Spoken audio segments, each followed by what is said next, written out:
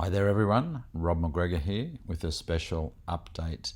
I'm recording this on the 25th of March at 9:30am, which is about in the middle of when I would normally send out my monthly videos, and I thought it was important to send out an update based on what's happening in the world. And of course there's only one topic in all the news at the moment. In every conversation it's pretty hard to not be talking about coronavirus.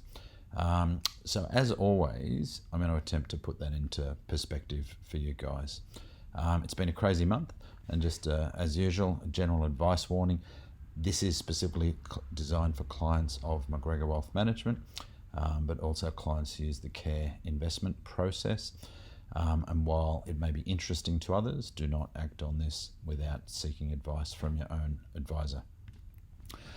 So in today's session, I'm going to cover the current status, and keep in mind, depending on when you listen to this, I've recorded this on Wednesday, 25th of March at 9:30. I'm going to talk about what's brought us here. Excuse my typo. It's funny, it takes a few hours to put this together, and I proofread everything, and as soon as I start to record, there's a typo. So excuse my typo there. What's brought us here?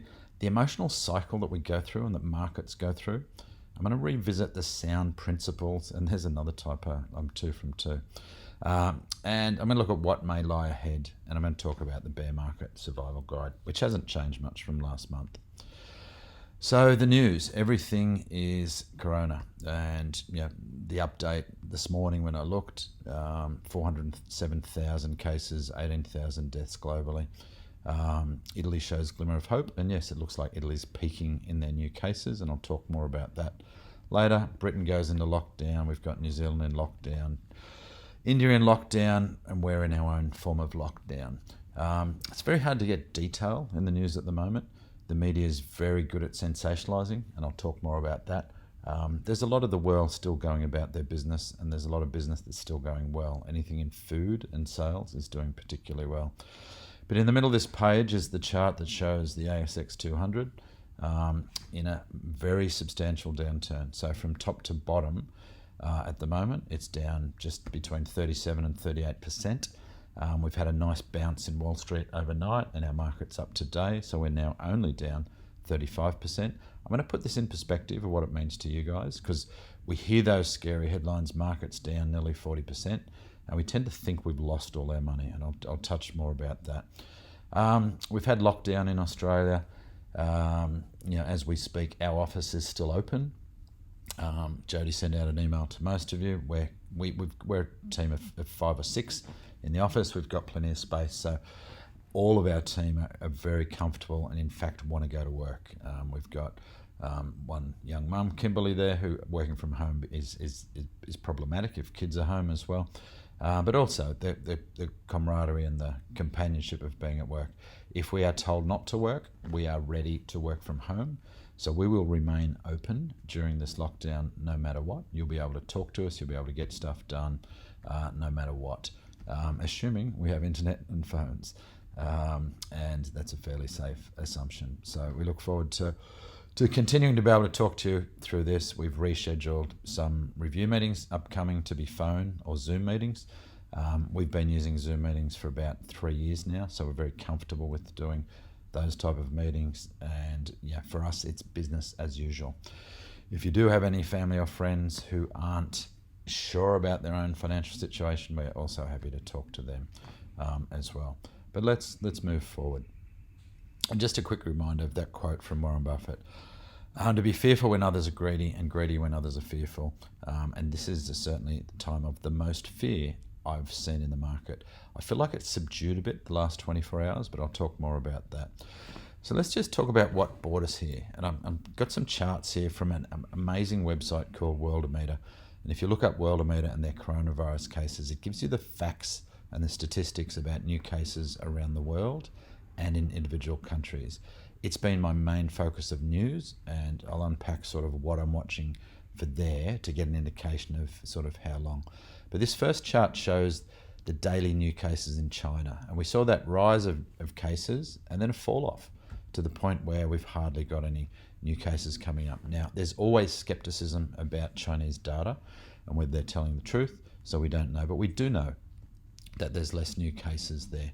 And I'll talk more about some of those reasons. But as China went through its curve, initially, all our reaction was we thought this was a problem that was going to be unique to China.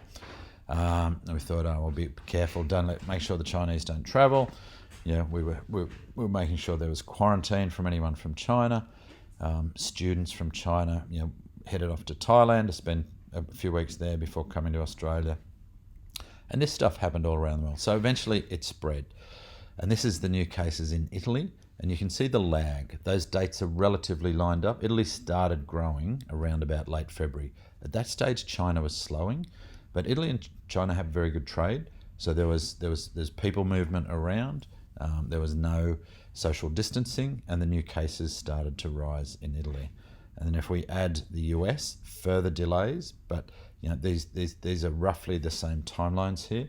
And we've seen the increase across the US. So we've all come to live with a whole bunch of new terms. Flattening the curve, self-isolating, social distancing, lockdowns, border closures. Some of it seems quite crazy. Since we last spoke, I was due to go on a surf trip with my son and a bunch of friends, 10 of us, to some little islands off the coast of Sumatra. We were due to leave last Tuesday. On Sunday, 4 people pulled out. On Monday, another 2 people pulled out. On the Monday night, another 2. So it was left with me and my son. And eventually my son made a smarter decision than I would have. I can be a bit stubborn sometimes, and decided we should not be going. We dodged a bullet. While the plane that was going to Malaysia, that would have been carrying us, was flying, they closed the borders in Malaysia, and we probably would have been stuck in Malaysia. And I'm so glad to be stuck here on the Sunshine Coast rather than that. We ended up doing a surf trip down to around the Byron Bay and Ngari region, and it was great to be travelling around with my son during what was probably one of the most historical times of either of our lifetimes. So to get the perspective of youth, my son's 26, as we listened to the news and watching the madness was quite amazing. I got the chance to talk to lots of you during that trip, as I still am. And whenever I'm talking to anyone, I'm really interested in what's happening with your world, with your own version of lockdown and the virus. For my business clients, what's happening with their businesses. I've got clients with businesses around the world, in Singapore and other places. So it's been fascinating to collect real-time views on what's happening in the world. Look forward to more conversations about what's happening, and it does help keep us connected and give perspective. I'm not going to dive into a lot of these things. We've seen them done to death in the mainstream media. I'm sure you all know what flattening the curve is now and self-isolating. We're here today in Australia in a pretty substantial lockdown, but not full lockdown, because we didn't listen. And that would include all of us. I think all of us, to some degree, discounted this as other people's problem, that, we can close certain things, but not us. And I've noticed in the last 2 days, certainly since Sunday night, I feel like people are taking this seriously finally, and that's going to help flatten the 2 curves that matter, the curve of hospital admissions and the curve of new cases, as we see in here. And I'll talk more about both of those. So let's have a look at right now, where we are in the markets, and a little bit of perspective. So this is a chart of VAS, so it's the Vanguard Australian Share Fund. You all have that in your portfolio. It represents the top 200 companies in Australia. And from its peak, it's down. It was down around 38%, now down around 35%. But to put that in perspective, that's not all anyone owns. We have diversification. So when we compare VAS to 2 other things at the moment, so the blue line here is IOO. So it's the top 100 companies in the world. So we all own that in our active portfolio, but it's a good representation of international shares. Now, I've also put this as 6 months. So this is a 6-month window. So for 6 months, the Aussie share market is down roughly 29%. Now, that excludes dividends. So the Aussie share market in the last 6 months would have had dividends of about 3%. So call it down 26%, which sounds bad. But every single one of our clients has a diversified portfolio. So if you take the blue line, which is only down 6%. Now, you might ask, I thought Wall Street was down by the same as us. Why are we only down 6% there? And that's absolutely true. Wall Street is also down similar numbers, the mid 30%, but the Aussie dollar is also down substantially. We're at 58 cents at the moment. So when the Aussie dollar drops, that cushions us from the fall in US shares. So it's one of the beautiful things about being a diversified investor in Australia. So when you put those two together, -6 and -29, you'd average about -17. So for a high growth investor at the moment, you're probably going to be down about 17 to 20% over the last 6 months. Not fantastic, but certainly not catastrophic.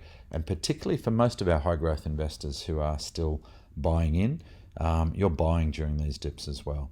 For our balanced investors, so that orange line is a balanced approach, as represented by one particular balanced fund. And I can't get exact figures on where every individual portfolios are at, but it's fair to say for most of our balanced clients, which are most of our retirees, be down around 12% over the last 6 months. So certainly not catastrophic. It still hurts. It's painful watching our investments go down. It creates fear about whether we've got enough money, but we see reasonable responses from people in terms of most of us are spending less. We're not spending the money on our travel. So for most of our clients, we have a budget of what you're going to spend, and that includes sort of normal life spending and then spending on the nice things, the travel, etc. So right now that spending is not going anywhere, and not likely to for the next 12 months. I think we're all going to be gun shy on travel for 12 months, and I think while we may release our lockdowns within a period of time, and I'll talk about where that might be in a minute, I think there'll be more travel restrictions for a bit longer till we get through a full year, and certainly until we see vaccinations available, and the experts are saying somewhere between 6 months and 12 months. So that might mean another year of a lot of travel restrictions, but if we do get a flattening of the curve, we'll probably see a bit of normality back to life, but I'll talk more about that as we go through. So for most of us right now, you're not down as much as you think. Now, it's easy for me to say percentages. I know that you are down dollars, but it's percentages that matter in the long run. And I'm going to talk about what happens from here shortly. But before that, I want to focus on the cycle of emotions. And we've seen these emotions run rife during here. So there's a nice little chart here on the left, which talks about the roller coaster of the emotions of the share market. So we go from optimism to excitement, to thrill, to euphoria at the peak of the market. And we call that FOMO. So on the right, we've got our market assessments that you hear me talk about every month. So that's when the market gets to FOMO. And from FOMO, we then start to fall. We see that anxiety, fear, panic, despondency, and that's the cycle we've seen. What's made this cycle completely unusual is that we didn't get to FOMO. It's the first cycle, certainly since the 1890s, where we've had a major downturn, more than 25%, that hasn't started with that euphoria, with that FOMO, with that crazy boom. We were absolutely a little bit expensive, but from a little bit expensive, you normally expect a correction that might be in the 10% sort of mark, but certainly not what we've seen. And that what we've seen is the jump straight from where we were, straight to anxiety, fear, and hysteria and panic. So we bypassed that because of the nature of this pandemic and the fear of the unknown about what's going to happen. Stock markets hate uncertainty, and in this crisis we've seen massive uncertainty, and that's meant the drop in the markets that we've had is because the stock markets, when they see uncertainty, when they don't know what's going to happen next, the only thing they do is drop, and that's because fear kicks in, and people that are going to panic. Program traders kick in. One of our managers has made an excellent video along with one of our investment committee members, Graham Evans. I will send you out the link to that as well. It's highly worth watching from a very experienced manager that plays an important part in our portfolios, and it will show you the safe hands that we have managing the money. But I'll talk about some of those things. So we've seen that emotional roller coaster. It's interesting to look forward along that roller coaster. From panic, we get despondency, which is where you start to say, I don't know what's going to happen. My cycle through this, as I was traveling last week, at first there was a bit of anger. There was a bit of, this isn't really that bad. Why are we all so worried about a flu? Why are we throwing the world economy under the bus? And I think there'll need to be some analysis of this, but the time is not now. The time for that will be in 6 months, 12 months when the sun's come up and all is good, to see whether this response from governments and from us as society was appropriate. And I'll talk more about the response in a minute. But anyway, I got past that anger to downright despondency. And I literally woke up one morning and I said to my son, I'm not sure what I should be telling my clients right now.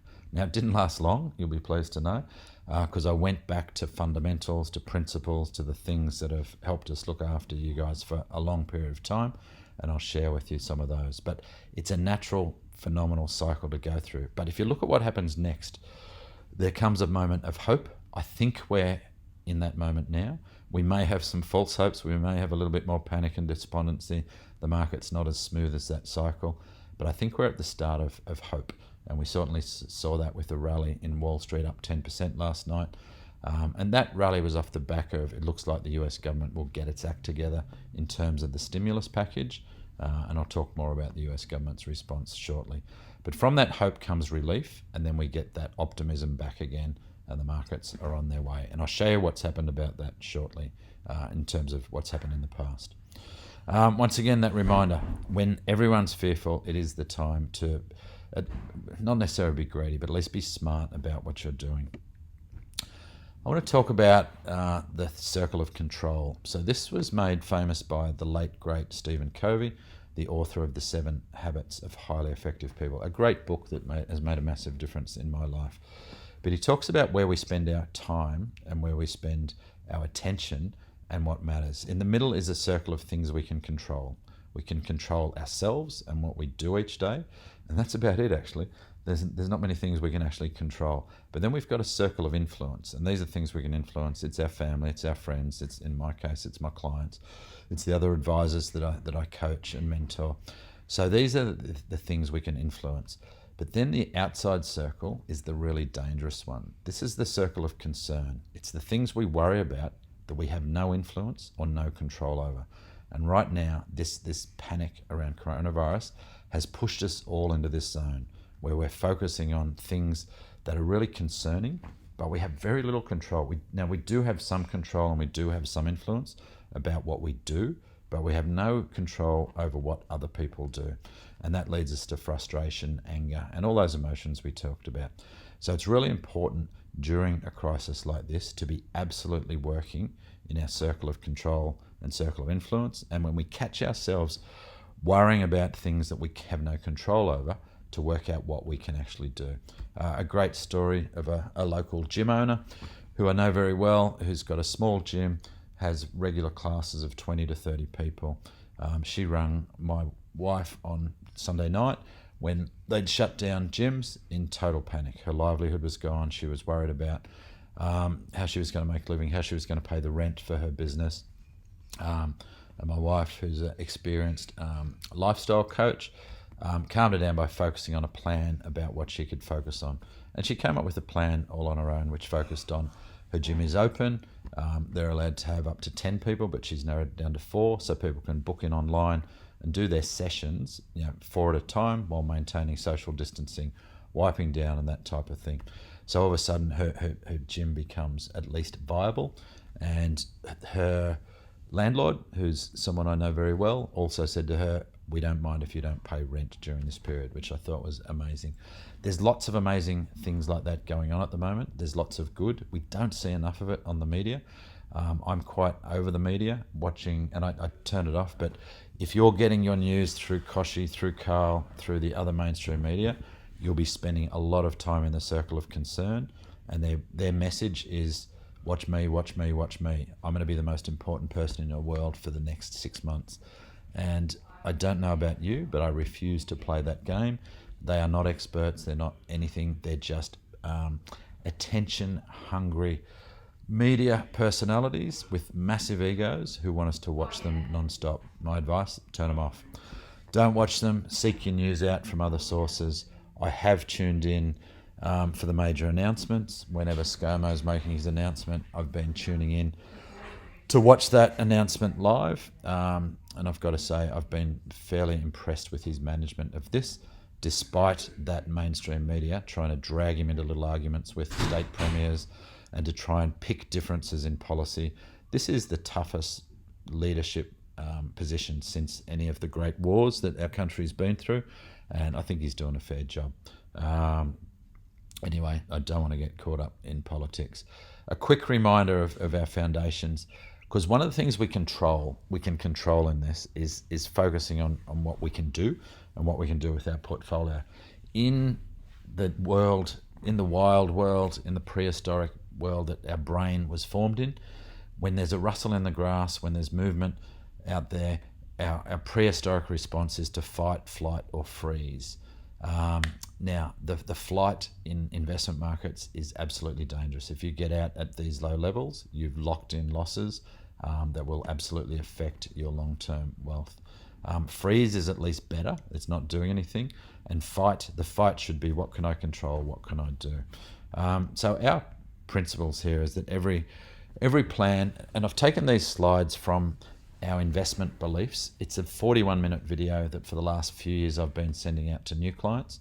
For clients, and there's many of you that have been clients for longer than that, you can find it on our website. If you can't find it on our website, feel free to email Kimberly, Jody, or any of the team to ask for a link to that. So it's something I update every year, but it's a reminder of our basics. And it's 41 minutes because I never want to bore people by talking at them for that long on our investment process, but it means that those that are interested can listen.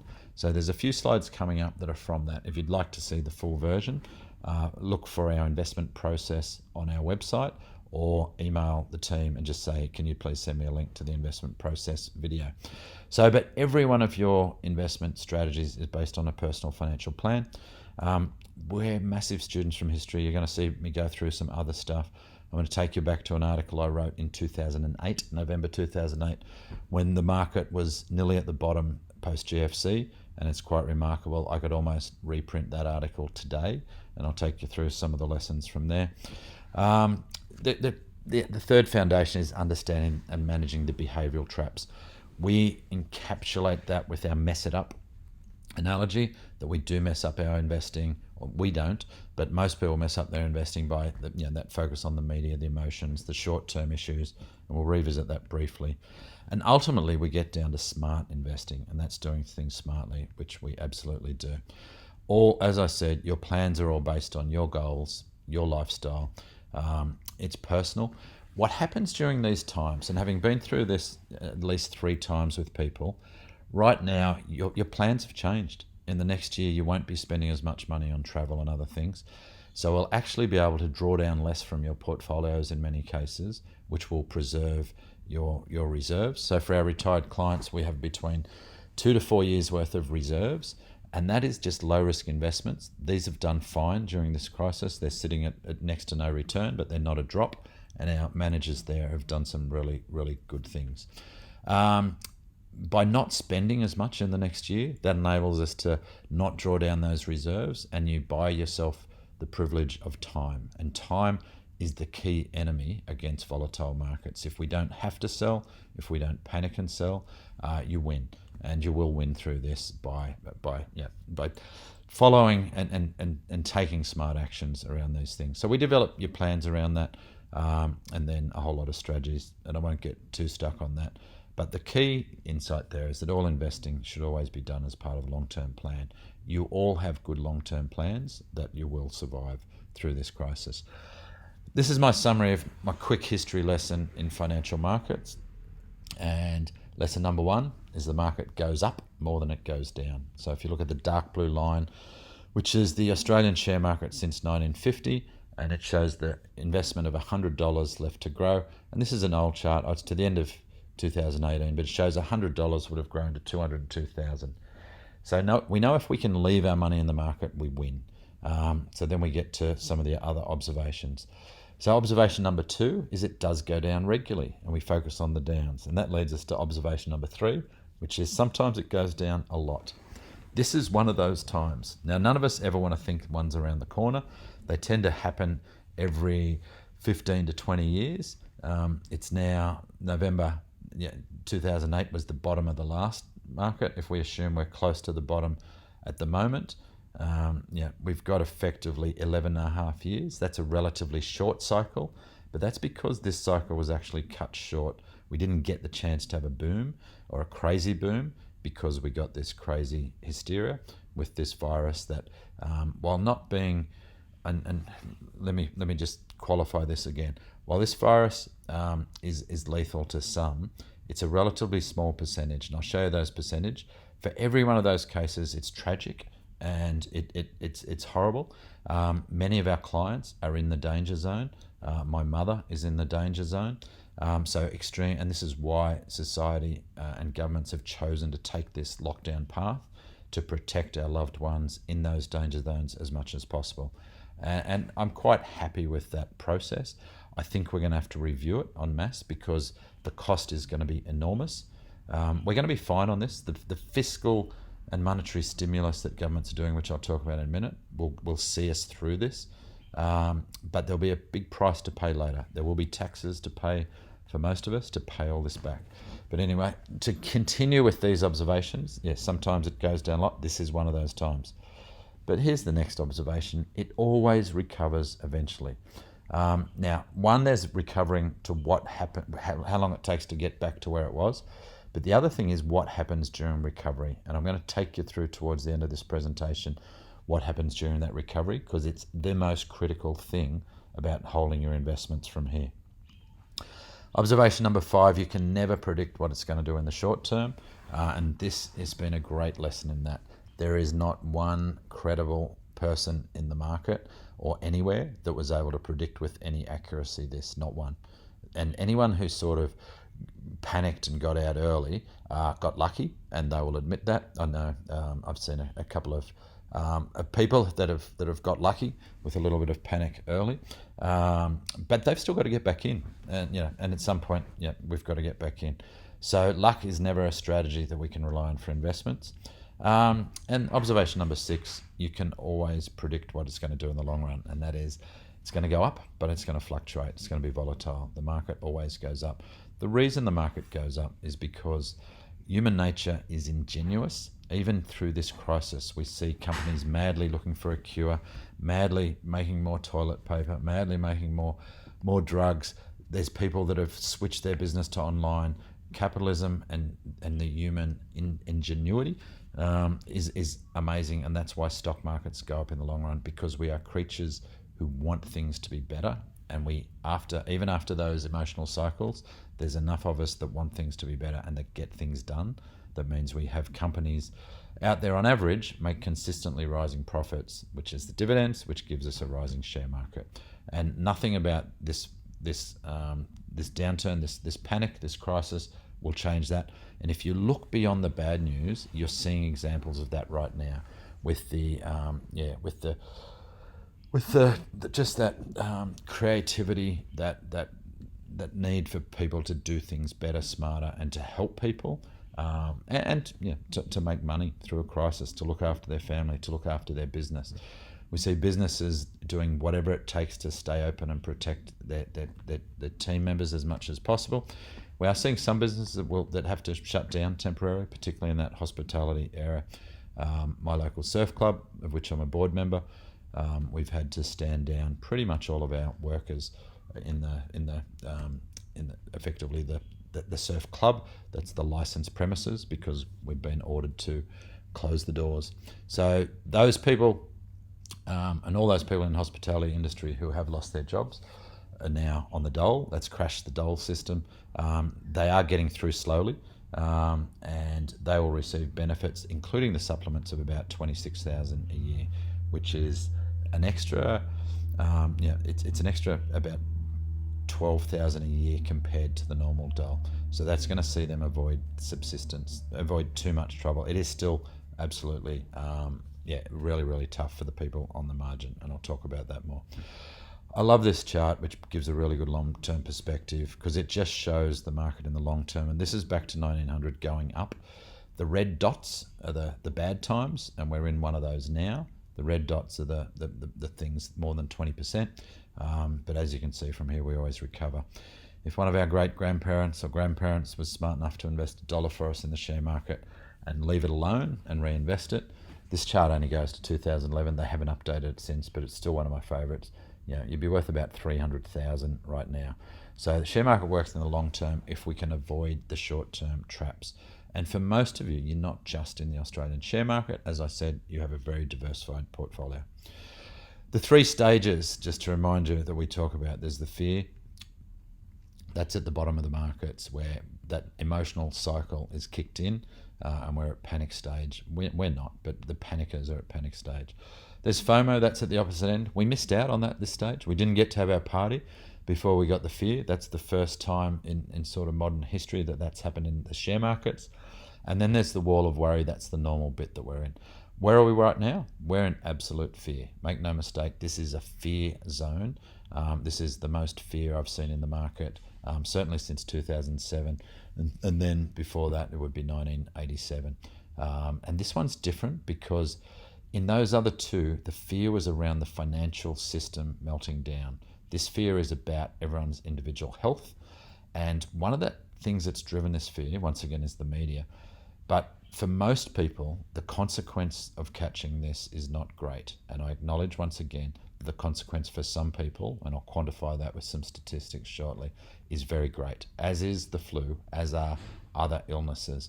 But for most people, the consequence isn't that great. But the response to this virus has been unprecedented. And that response has made us feel like the disease or the virus is worse than it actually is. So we are associating the emotions of the lockdown, the shutdowns, the border controls with the disease itself.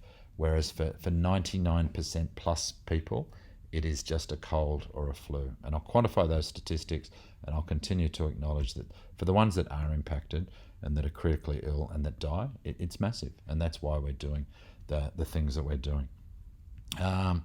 So I've talked about this before, but I wanted to touch on it again. These emotions are like a pendulum. They swing back and forth, and market cycles are like pendulum. It swings from fear to FOMO. A lot of the little swings in between are the wall of worry. But like a pendulum, the further it gets in any direction, the more it's wound up ready to swing back the other way. And when we get extreme fear like we're getting, we're actually setting up the start of the next great bull market. Now, I'm not saying it starts today. It might have started yesterday. It might start in a week. It might start in 2 weeks. But we're absolutely somewhere near the start of the next great bull market. And I'll show that at the conclusion of this presentation. And that's because if we swing too hard to one direction, it swings back hard the other direction like a pendulum. This is a slide I've been using for about 7 years in my presentations where I talk about how people mess it up. And once again, mess it up's just the initials that stand for the ways people mess it up, and the M is the media. And if we let the media be advisor, we are the ones that panic. But the recession word is coming up a lot, and make no mistake, we are in a recession. So we're probably going to have a slightly negative quarter this quarter. The reason it's not more than slightly negative is because we've had a retail boom. Now, when we're talking about recessions and booms, just to put them into context, a recession is 2 consecutive quarters of negative growth. For most recessions, we're like minus 0.2% of negative growth. So out of $100 that was spent the year before, we're still only spending 99.5%. So as much as we carry on about recessions, they're not that bad economically. The markets do respond violently to them. But it means if you earn $100 last year, this year you only earn $99.5. Now, depression is where the economy contracts 10%. At the extreme opinions at the moment, some people are saying we're in for a short-lived wiping off of the economy of 10%. I'm not sure we'll get there. We're going to be in somewhere in that up to 5% range for the next 2 months, but it's highly likely the second half of the year will be quite positive, and the leading world economists are still predicting sort of 1% for the total calendar year. So it'll be made up of, say, minus 2% for the first 6 months and then plus 2%. So that will be steady. But what we're seeing at the moment is this massive contraction right now, and that will be followed by a catch-up. Now, retail spending, all the spending you've seen at Coles, Dan Murphy's, as the masses do what the masses do. And the masses become very dumb in these times. They and apologies to anyone who's joined into any of this, but the masses become dumb. They panic. They started off with the toilet paper hoarding and everything else. Supermarkets will remain open through all this. The fresh food is abundant. Everyone I know that works in the food industry is working overtime at the moment to pump out as much as they can because everything is being bought. So there's always a boom somewhere in the world. Right now it's in food and in supermarkets. They're making money hand over fist. But let me get back to the recessions. So 2 negative quarters, should we be scared of it?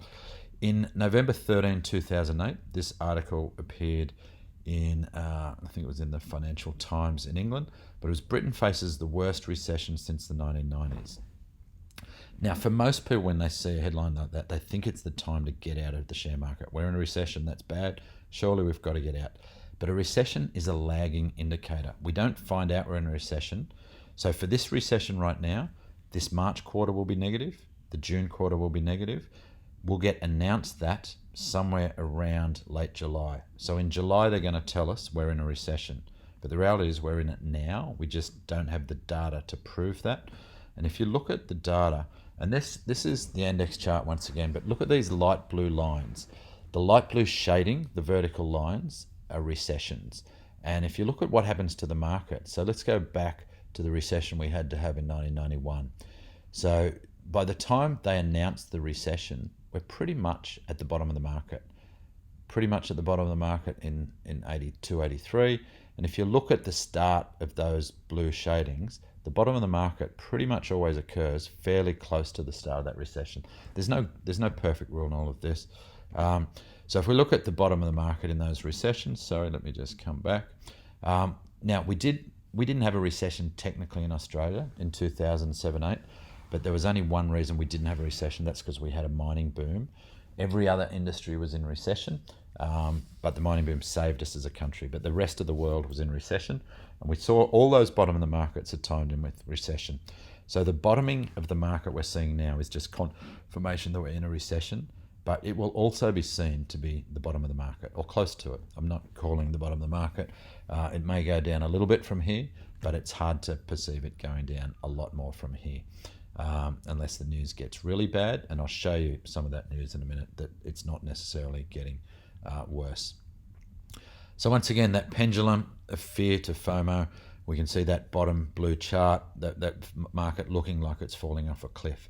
So let's now start to have a look at, in the other times of fear, what's happened next. So the 8 boxes on the right here show previous market downturns of between 25% and 50%, and what's happened next.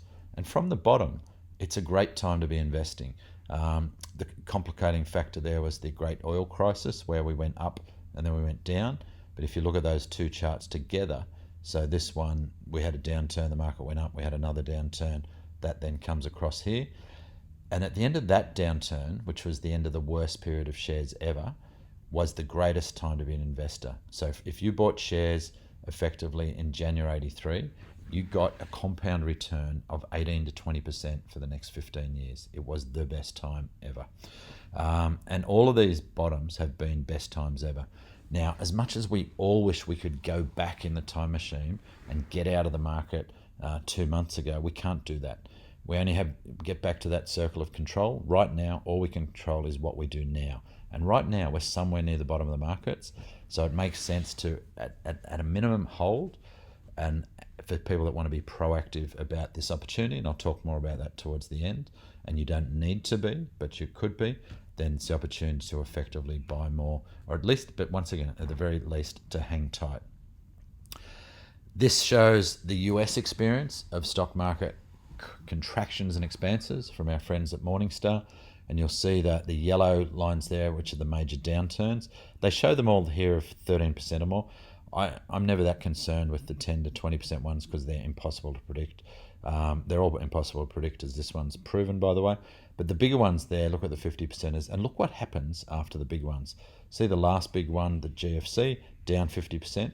Well, if you held at the bottom, so from the bottom, you made 384% before the next downturn, which occurred in 2018. And you're still up all of that, by the way. So for people that have stayed invested, they've enjoyed phenomenal runs. If you go back to any one of those downturns, you'll see a phenomenal run post that. The tech wreck for the US in 2001 which is where they went down 44%. We didn't experience that because we didn't really have a tech industry, but from there they then had 100% gain over the next 5 or 6 years. Very good return. So the return from where we are now is highly likely to be very, very good.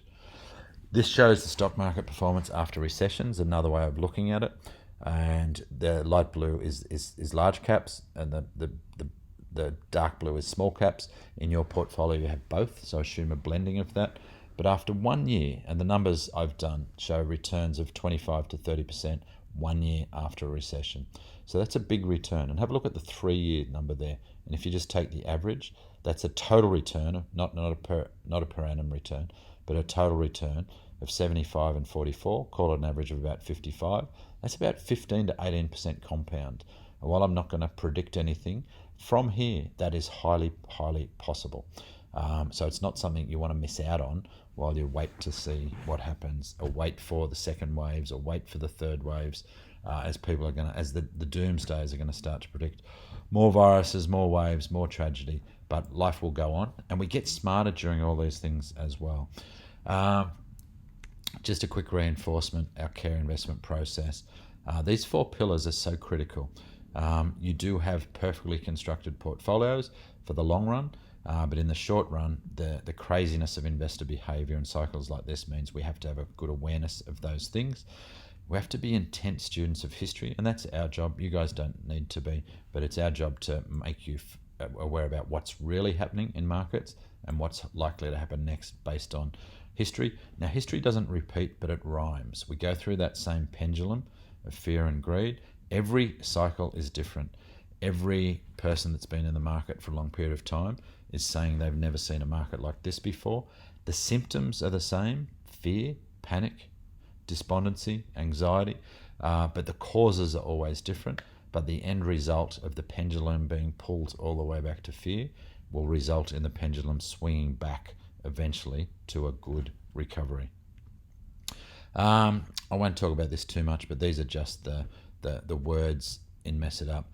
And we've seen this just crazily at the moment. The media, the mainstream media, they just become attention-seeking narcissists during this time. Their revenue's through the roof with advertising. I've subscribed to The Spectator in London just so I can get some decent news, but there's me spending money. We're all spending more money. Their advertising's going through the roof. They just want us to stay fixed to the latest 7-minute update. And as I said, don't do that. Find something else to watch, or you will be feeling anxious, depressed.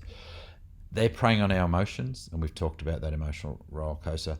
This is the biggest short-term and single issue obsession ever to hit us. It will be short-term. The focus relatively short-term. We've seen the China cycle at about 8 weeks. I'll talk more about that in a minute. And the single issue coronavirus. It's impossible to have a conversation with anyone at the moment without talking about it. It's absolutely impossible. The 3 ways to lose money. One is if you have to sell at a time like this. None of our clients have to sell, barring extraordinary personal circumstances. For our clients in business right now, we're talking regularly. And for clients in business, the number one priority right now is make sure your cash flow is okay. It's not to buy more shares. It's not to do anything, but it's to make sure your business is okay, because cash flow is king. If you never have to sell, you win in this game. The T for timing, we've proven here that nobody can time markets. And diversification, as I showed you at the start of this presentation, absolutely critical. The fact that having a spread of Australian shares, international shares, has meant that instead of being 30% down, most people are down 12%-ish over the last 6 months. That's the power of diversification. And ultimately people that focus on the rear vision mirror right now, performance, that are going to say, I'm losing money, I need to get out, are going to miss the swing back and the performance in the future, which is the only thing that matters now. So let's have a look at government response. And governments around the world, once again, the media standing up there like power-crazed narcissists. We see that to a degree in governments as well. Governments attract some really good people, but some of them do like the sound of their own voice, and they do like to be seen to be leaders at this stage. Now, some of them are doing a good job. I'm not going to get into too much political commentary here. I actually think ScoMo's doing the best job of the world of getting the balance right here. Trump has shown up to be the idiot that he is. He's saying some really smart things, but then he says some really dumb things. Trump's saying they're going to get out of lockdown in 2 to 3 weeks. ScoMo's saying 6 months. My bet, and it's just my opinion, is we'll be somewhere at the middle of that, and I'm talking 2 to 3 months. But then we're going to have a shutdown, I suspect, of travel for a bit longer, just to make sure we get through this. The Australian flu season hasn't hit yet, so Australia's in an unusual position in that our flu season normally hits around May. So even our lockdown now, and this is why Morrison has been so adamant about whatever we're doing now, we've got to be prepared for 6 months, because if we get hit with a wave of this in May and June, a second wave, then we're back to shutdown. Now, I don't think we will, because I think the end outcome is going to be the social distancing that we're doing at the moment will slow the curve down, and we'll have a look at some of those curves in a minute. Most of the cases in Australia have come from overseas, so if we keep the borders closed for an extended period, that will stem that particular cause.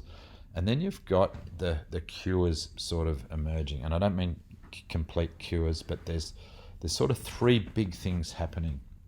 And apologies, I've gone off track a bit here, but I could talk about this for hours. I don't want to talk about it for hours, but the 3 big things around the curve flattening. And I'm just going to jump out here and jump into a website. Excuse that. That's one of my last slides. But the world, the curve, and the curve flattening. This website, Worldometer, is absolutely phenomenal in showing where we're at the moment. So it's the one I'm looking at every day. And excuse me as I scroll down, but this shows where we're at. So China's cases have flattened completely. So this shows, Italy at 69,000 cases, at 6,800 deaths. I want you to focus for a minute to the column on the right here. So this is the deaths per 1 million of population. It's pretty low. Now, once again, it's massively sad and tragic for those people whose people are in those that are dying. The seriously and critical ill is another number. So in Australia, we've got 11 people seriously and critically ill. We are all worried about the stress on the health system, but so far coronavirus on the hospitals, it's the fear of what's going to happen is creating more stress than what's actually happened. You've only got 11 people in critical illness around this. Now, we've had about 150,000 people tested. That's placed a strain on the system. We've had so many people becoming hypochondriacs and needing tests or going to the doctors. So there's lots of people where the doctors said, you don't need a test, you haven't got it. So that's placed strain on the system, but that's the response. In terms of the actual people critically ill right now in Australia, it's 11. Now, if you dwell on that for a while, you think, that's not many. There's probably that many people critically ill in hospital from car accidents yesterday. And I'm not trying to diminish this, I'm just trying to put in perspective. And if you scan down the total cases per population per million, in Australia, we've had 91 out of every million people catch this, and 0.3 die. So this side is very good for going statistics. We can look at China's journey through this, and we can see that their cases flattened.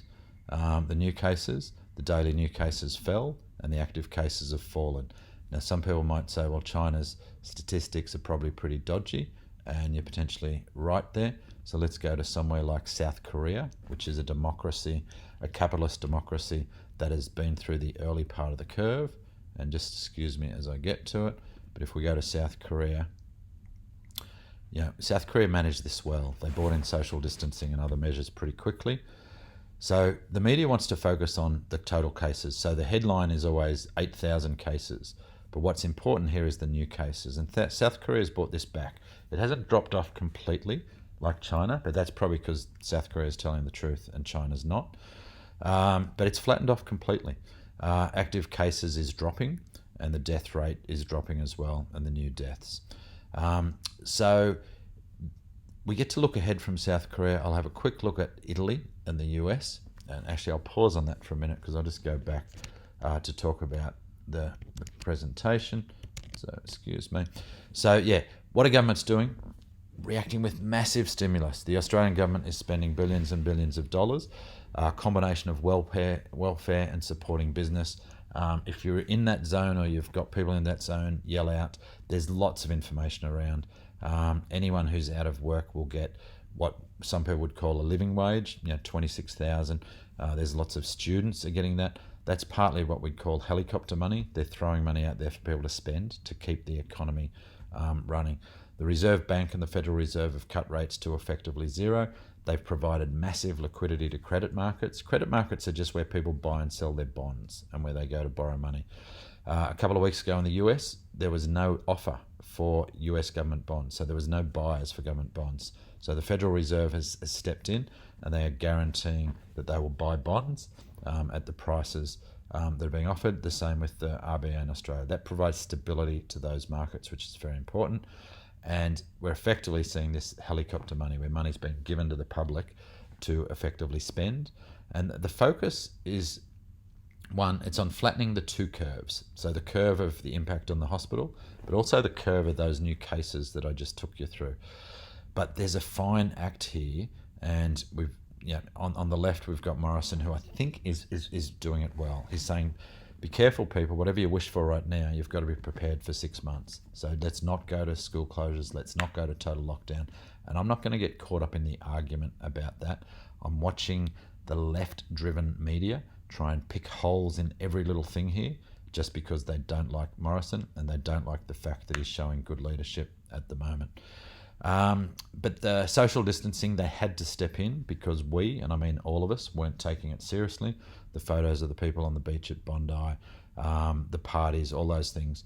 I feel like people are taking it seriously now. I don't know how long Aussies will stay locked up, or the US for that matter, but I feel like enough people are doing it that it will have that impact of flattening the curve, which is the important one. There was a great site, and I'll jump around and see if I can find it, in the ABC News, and let me just see if I can find it. No, that's Market Watch. Sorry, I'm just trying to find. I'll come back to that. Let me just go to ABC News because there was, and let's go to here, and excuse my real-time playing around. But this is the chart that I thought was really cool. So it shows that if 80% of people comply with social distancing, we see that curve flatten about the spread of coronavirus. If even 70% do, we see the continued increase. So the difference between most people doing the right thing here is critical. And I think most of us have only become aware of this over the last week or so. So that is critical. So for the next little while, that is the most important point. Stay at home. Keep your distance for those who are in lockdown. I've got the unfortunate position I'm talking to my mother regularly, but I'm not visiting. And I feel so much for our seniors, the local Association of Independent Retirees that I've had a strong involvement with for 20 years are having no meetings. And for a lot of people, that's a key part of their social world as well as their networks. So be talking to each other through phone, through Skype, whatever, during this time, but we do need to maintain that social distancing. But the trade-off, back to the trade-off that's so important, is not completely killing the economy.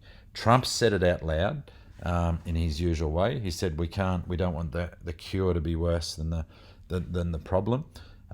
He's getting attacked by the politically correct, as you do if you dare to question anything except the left side politically correct narrative, which I think is a massive problem in society.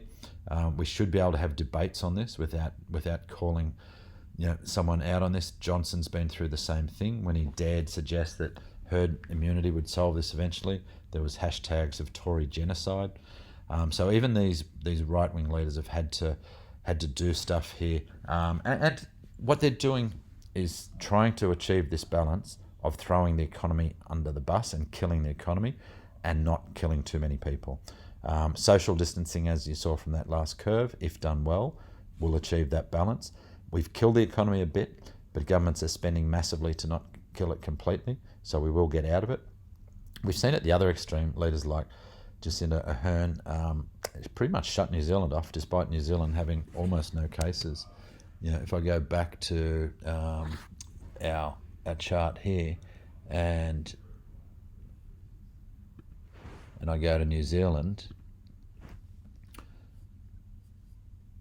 and some people say she's being responsible and protective, and I'm fine with that.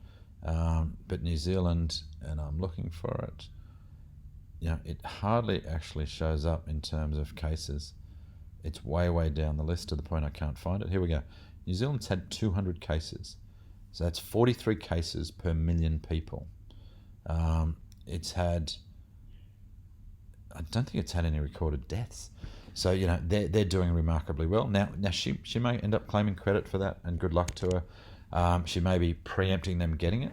But like Australia, be careful. We've got the flu season in May. And so there's the risk of a second wave. But let me just touch on the three things. And sorry, I got off track there. Three things that will slow this down, not counting the social distancing. But one is treatments that lessen the impact.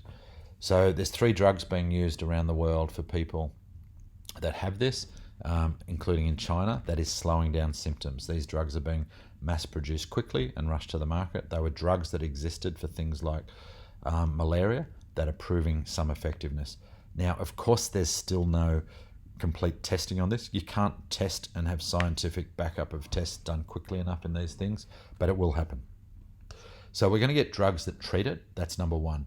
We're also going to have vaccinations developed. That's number 2, which will come along in this next 6 to 18 months. I'm suspecting, they're saying 12 months, but with the amount of dollars and science being thrown into this, and the incredible creativity, work ethic, and ingenuity, and I'm probably not pronouncing that right, of mankind, I reckon we'll see vaccinations quicker. But then we see herd immunity, and the way herd immunity works is that people that have already got it build their immunity, so they're less likely to get it in the next wave, and that means they're less likely to pass it on. So we may have had way more cases than we think. There's one prominent scientist that talks about, we've probably had, back to those numbers, and if we go back to the Australian numbers, and the Australian numbers show, we've had 2,000 cases. Once again, it's only 91 cases per million people. You've got probably more chance of winning a big prize in Keno than getting coronavirus right now. Doesn't mean you don't be careful, but just to keep it in perspective. But he's saying the reality is we might actually have 1 million people that have got it, and that might be kids that don't know they've had it, and this gets into the school argument. But the advantage of people getting it is it builds herd immunity. Now, obviously, if they don't know they've got it, their symptoms have been mild. But if we do get another wave of this in May, they're not going to get it. And if they don't get it, they can't spread it. And this is where the herd immunity kicks in. So we will see a flattening of that curve over time. The economy is going to survive. Sorry, I'm just going through. So where to from here? As I said, the rest of the world's path looks like this in terms of cases. And once we get vaccinations, once we get treatments that limit the amount of people that get it and the consequence of those that get it, we will see it becoming more like just the flu. And once again, 61,000 people died in America of the flu last year. We don't even think about it. But the difference between this one, and it's taken me a little while to realise this too, is this has a potential to spread massively, and at the moment there is no vaccination. So if we limit the spread, which seems to be happening, we will come through to the other side. This too shall pass, and the sun will come up again. In the meantime, we've got to all look after each other, make sure we're communicating with people. We remain open and ready to talk to you at any stage during this crisis. We remain focused on the news that matters, and that is what actually going on and what to do about it. This is an article that I wrote in 2008. The first thing I notice when I look at that is, I've aged a little bit since then. It's amazing what managing people's money does, but also just the passage of time. So this is 12 years ago. And this talks about, this was written in November 2008. So we weren't quite at the bottom of the market, but we were just about there. So as I wrote this, words like, so what's been the impact on the market? Let's start with a question. If you hadn't watched or read the news and hadn't looked at your investment portfolio, would you actually know if there was a financial crisis? Now, in this case, we would, because the streets are empty. So this isn't a financial crisis. It's a health crisis that's driven a financial crisis. But the important thing here is this chart. So what I always want to get back to is not getting angry at the media or getting angry at whatever's going on with governments, but what's likely to happen from here. And I talked in this article about how recessions occur fairly regularly, but that it's often the peak time to be buying. And this chart here, and I'll just blow it up, is the critical one. So in all of the previous downturns, and I haven't even got GFC in this one, but this is the chart from that article I wrote. What's important here is the last column. This is the annual average return during recovery. So in October 87, if you stayed in at the bottom of the market, it took 6 years to get back to where the market was. But during those 6 years, you made 12% plus dividends. And in the Australian market, that's 5%. So for the next 6 years, you made 17%. In November 82, for the next 2 years, you made 24% plus dividends. In January 73, you made 19% for the next 4 years plus dividends. And in March 03, you made 13% plus dividends. In the GFC, for the last 10 years following the bottom of the market, we've made about 11%. And in the early years, that was closer to 18%. And in the first year, it was 50%. So the returns from where we are likely to be high again. There's a fair chance in the next year you will see a 30 to 40% recovery from the bottom. Now that doesn't take you back to where you were. The maths of that on a pure share market investment that starts at $100 and goes down 40%, you go to $60. When it goes up 40%, you're just back to 84. But the important point is it was a 40% gain. Now what's cash going to do in the next 2 to 3 years? It's going to be close to zero. So people that are pulling cash out now and that will stay out and then watch all the bad news, watch all the predictions of second waves, third waves, of further meltdowns. Because keep in mind that definition of what the wall of worry is. It's where we worry about the last crisis and a return to that. For this last 12 years, we've been worried about another GFC. We're now going to be worried for the next 10 years about another pandemic. It's important that we keep the principles of investing. So to finish up my last 2 slides, and sorry that this has gone on a little bit, but I think it's been important. The bear market survival tips haven't changed from last month. There's one slight change, which I'll alert you to. But the first bit is don't panic. You have a good plan and stick with your plan. That is 99% of the advice right now. And that advice will put you in a position to benefit from the recovery, which is absolutely inevitable. For accumulators, keep dollar cost averaging. And for retirees, draw down as per plan. Potentially, if you can live without less money at the moment because you're not going on holiday, drop down the amount you're drawing down. For some of you, where you've come to us and said, look, we're not going to spend as much this year, can we drop our reserves? We've put some of those reserves back into the market at this low time. Happy to have conversations with you about that. Thirdly here, if you've got cash and capacity, this is a massive sale. We don't know if it's the final bit of the sale, but it's 35% off. It's a good time to consider buying. Let me reinforce the cash flow around here. You've got to make sure your cash flow is solid. So as I said, for my clients in business or whose jobs are on the go, number one priority is cash to live and cash to look after your business. You should not be considering topping money into the market until you know for sure your cash flow is rock solid. But for those that do have a strong balance sheet and do have strong cash flow, it's a great time to be considering doing something. There's a few little things. You can move your risk profile up by a notch. You can use some of your reserves to buy into the growth part of the markets. If you're spending less and you don't need to pull as much out of your portfolio, it's better to leave it in the portfolio earning than pull it out. And it's better to put it back into the growth part of the portfolio. My biggest advice is turn off the news or the mainstream news and enjoy the good things in your life that you can. Now that's going to mean getting on the phone, talking to people, because we can't we've got to take the social distancing seriously. So it's going to mean the people closest to it. I really, really feel for my retired clients who live on their own. My mother fits into that category. In talking to mum, the big thing for us has been make sure you've got a project, something you can get your teeth stuck into at this stage. The beauty of the internet, there's a lot of things you can get your teeth stuck into. My mother's doing a whole lot of research on a certain project. I won't go into what, but for some it could be family history. The other is make sure you're learning something. There's a massive amount of learning to be done online. Pick something useful, whether it's health, nutrition. Don't try and learn about share trading and things like that. You can, of course, but pick a project, pick something to learn. But most importantly, talk to people you love, talk to people you care about on a regular basis. Skype them, FaceTime them. There's so many ways to stay connected at the moment. Even the good old-fashioned telephone.